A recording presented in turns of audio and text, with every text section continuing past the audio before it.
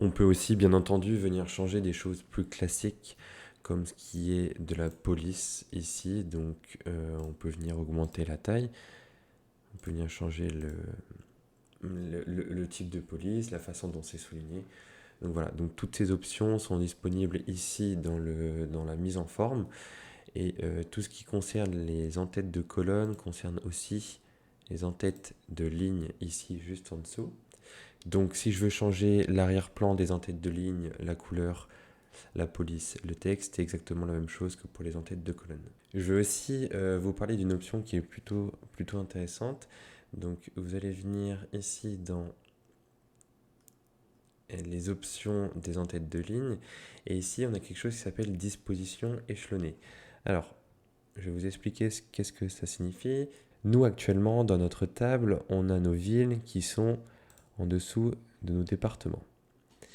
Mais je peux, grâce à cette option, séparer ces informations et mettre les villes dans une autre colonne. Donc, je désactive l'option, ici. Je viens, grâce à mon icône, développer tout sur un niveau de la hiérarchie.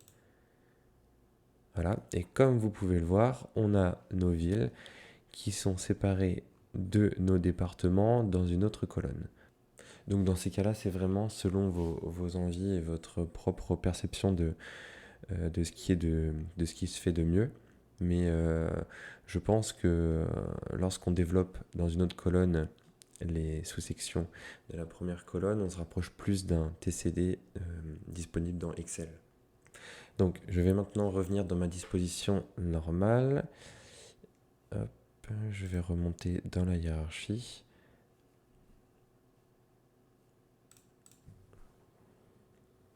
Et je vais aussi venir enlever mes couleurs qui ne sont pas très jolies, il faut l'avouer, et qui viennent un peu perturber la lecture du graphique. Voilà, là je suis en tête de colonne. Donc je vais venir ici dans valeur, arrière-plan, et je vais remettre en blanc, et ici en gris. Voilà, donc pour qu'on ait quelque chose de plus lisible tout de même. On peut aussi s'occuper de modifier les totaux et les sous-totaux de notre matrice. Alors pour ce faire, on va se rendre dans sous-totaux. Ici, nous avons deux catégories sous-totaux des colonnes qui sont activées actuellement et sous-totaux des lignes. Donc pour vous montrer à quoi ça va servir, on va descendre la hiérarchie au niveau le plus bas avec du coup cette icône.